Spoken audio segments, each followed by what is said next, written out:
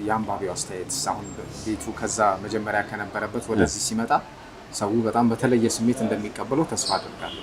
ምን አይነት አስተያየት ተቀበላል? ከምነግርህ በላይ ነው።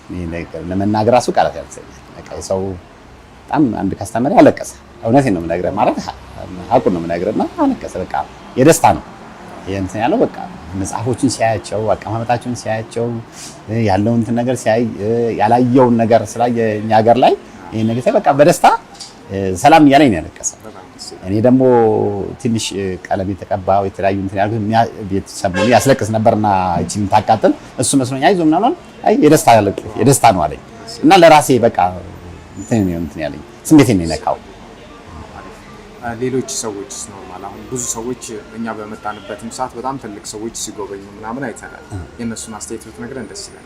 ስማቸው በቃ እነሱ ማስተያየታቸው በቃ በጣም የሚገርም አስተያየት ሰጠኝ። በጣም እንግዲህ አይታቸዋል የመጡት ትልቅ ባለስልጣኖች ናቸው፣ ትልቅ ቦታ ያሉ ናቸው።